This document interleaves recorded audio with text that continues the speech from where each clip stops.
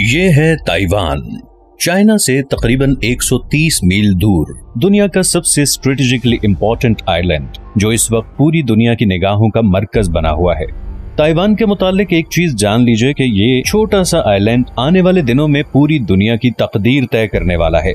जो भी ताइवान को कंट्रोल करेगा 21वीं सदी का मालिक वही होगा। ऐसा क्या राज है इस 2 करोड़ की छोटी सी आबादी वाले मुल्क में कि आज दुनिया की 2 बड़ी सुपर पावर्स इसका कंट्रोल हासिल करना चाहती हैं और इसके लिए वो किसी भी हद तक जाने को तैयार हैं। अभी हाल ही में ताइवान और चाइना के दरमियान पॉलिटिकल टेंशन बहुत ज्यादा बढ़ गई है और अगर चाइना और ताइवान के दरमियान जंग शुरू हो गई तो इसके वो असरात होंगे कि लोग रशिया यूक्रेन तो क्या वर्ल्ड वॉर 2 को भी भूल जाएंगे, क्योंकि ताइवान के मुतालिक 2 ऐसे फैक्ट्स हैं जो ज्यादातर लोग जानते ही नहीं। ताइवान की हिस्ट्री की बात करें तो ताइवान पर हजारों साल से बीजिंग में मौजूद चाइनीज क्विंग डायनेस्टी की हुकूमत रही है। फिर 1895 में जापान ने ताइवान पे कब्जा कर लिया और अगले 50 साल तक उस पे हुकूमत की। लेकिन वर्ल्ड वॉर 2 के आखिर में जापान को ये आइलैंड चाइना को वापस करना पड़ा। इस दौरान चाइना में माओ जेतुंग के कम्युनिस्ट और चिंग काई शेक के नेशनलिस्ट के दरमियान एक जबरदस्त सिविल वॉर शुरू हो गई। कम्युनिस्ट ये जंग जीत गए और 1949 में पीपल्स रिपब्लिक ऑफ चाइना वजूद में आ गया। दूसरी तरफ नेशनलिस्ट चाइना से भागकर ताइवान आ गए और तब से लेकर आज तक ताइवान उन नेशनलिस्ट्स के कंट्रोल में ही है। और 1945 में शुरू होने वाली ये सिविल वॉर अब इंटरनेशनल जियोपॉलिटिक्स का एक इंतहाई इम्पोर्टेंट हिस्सा बन चुकी है। एक तरफ ताइवान है जो अब एक डेवलप्ड वेस्टर्न ओरिएंटेड कंट्री बन चुका है, जो कि किसी भी हाल में चाइना की कम्युनिस्ट पार्टी के कंट्रोल में नहीं जाना चाहता, और दूसरी तरफ चाइना है जो अभी भी ताइवान को अपना हिस्सा मानता है। और अगर मैं प्रेसिडेंट शी जिनपिंग की रिसेंट स्पीच को कोट करूं तो ताइवान को दोबारा बीजिंग के कंट्रोल में लाना चाइना का एक हिस्टोरिक मिशन है और इस मिशन को पूरा करने के लिए चाइना किसी भी हद तक जा सकता है। लेकिन क्या वाकई चाइना ताइवान पे अटैक करेगा? और क्या अमेरिका, जो कि ताइवान का अनऑफिशियल प्रोटेक्टर है, ये सब होने देगा? 77 साल गुजरने के बावजूद ताइवान यूनाइटेड नेशन का मेंबर नहीं बन सका और आज की डेट में सिर्फ 15 छोटे कंट्रीज ताइवान को ऑफिशियली रिकॉग्नाइज करते हैं। और इसकी वजह यह है कि चाइना ताइवान को सिर्फ एक बागी प्रोविंस समझता है और किसी भी ऐसे मुल्क के साथ डिप्लोमेटिक रिलेशंस नहीं रखता जो ताइवान को ऑफिशियली रिकॉग्नाइज करता हो। अब चाइना 1.5 अरब की आबादी के साथ दुनिया की दूसरी बड़ी इकोनॉमी है और इसीलिए सारी दुनिया, इवन के अमेरिका भी इस इशू में पब्लिकली चाइना को सपोर्ट करता है और ताइवान को इंडिपेंडेंट स्टेट रिकॉग्नाइज नहीं करता। लेकिन दूसरी ही तरफ अमेरिका ताइवान का सबसे बड़ा अनऑफिशियल सपोर्टर भी है, बल्कि अमेरिका अब तक अरबों डॉलर के हथियार ताइवान को बेच चुका है, जिसमें हेलीकॉप्टर्स, जेट्स, मिसाइल्स और सबमरीन्स शामिल हैं। अमेरिका के बहरी जहाज भी हर महीने में एक दफा ताइवान स्ट्रेट में जरूर पेट्रोल करते हैं। अमेरिकन प्रेसिडेंट जो बाइडेन ने अभी पिछले अक्टूबर में ही ये पब्लिकली कहा कि अगर चाइना ने ताइवान पे हमला किया तो अमेरिका उसे हर हाल में डिफेंड करेगा। लेकिन अमेरिका ताइवान के लिए चाइना जैसी स्ट्रॉन्ग मिलिट्री से टक्कर क्यों लेगा?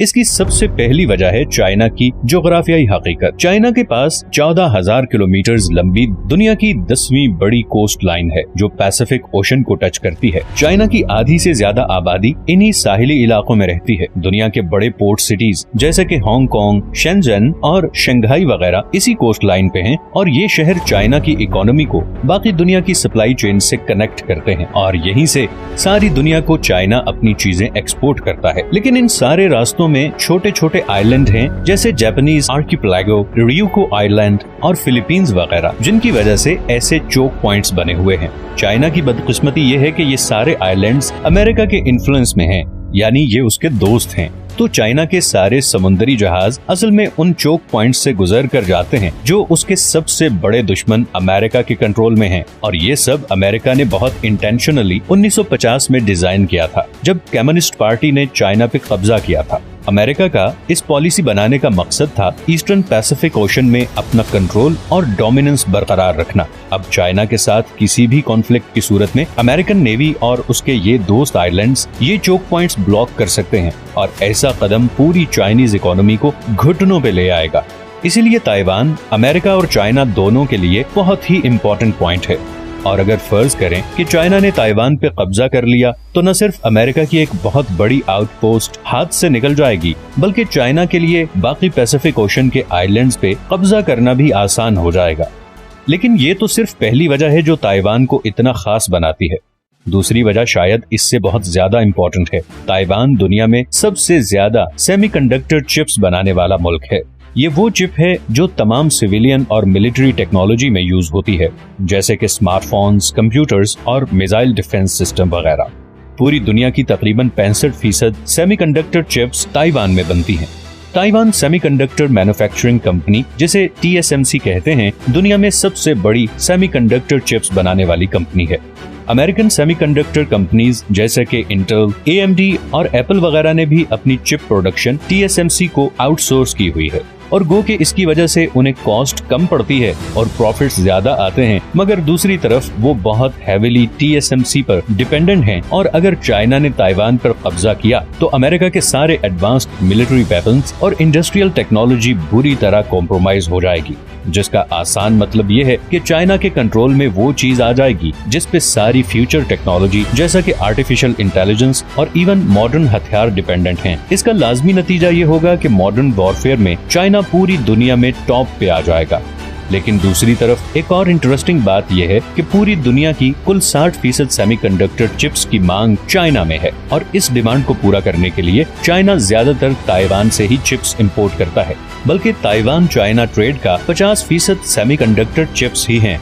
तो चाइना ताइवान जंग की सूरत में अमेरिका और यूरोप ही नहीं बल्कि टेम्परेरी तौर पर चाइना भी बहुत बुरी तरह मुतासिर होगा। और मुख्तसर कहूँ तो अगर जंग की सूरत में ताइवान ने चिप की प्रोडक्शन रोकी तो पूरी दुनिया की इकोनॉमीज हिल के रह जाएंगी।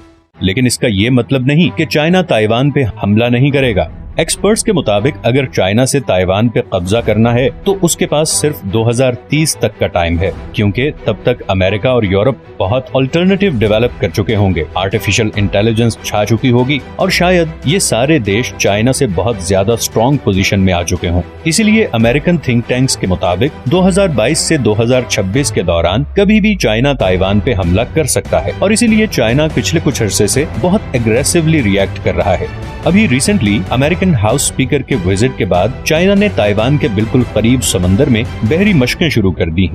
इस जंग में शिकस्त चाइना के लिए बहुत शर्म का मौका होगा, और उसकी दुनिया की नेक्स्ट सुपर पावर बनने की ख्वाहिश पे एक सवालिया निशान आ जाएगा। दूसरी तरफ इसमें कामयाब होना अमेरिका और उसके एलाइज का हौसला तोड़ देगा, और एशिया में चाइना की बर्तरी कायम हो जाएगी। और सिर्फ यही नहीं बल्कि अमेरिका और यूरोप उस एडवांस सेमीकंडक्टर चिप से भी हाथ धो सकते हैं जो फ्यूचर टेक्नोलॉजी की है। इस जंग की सूरत में बाकी दुनिया के मुल्क क्या रिएक्ट करेंगे ये तो वक्त ही बताएगा।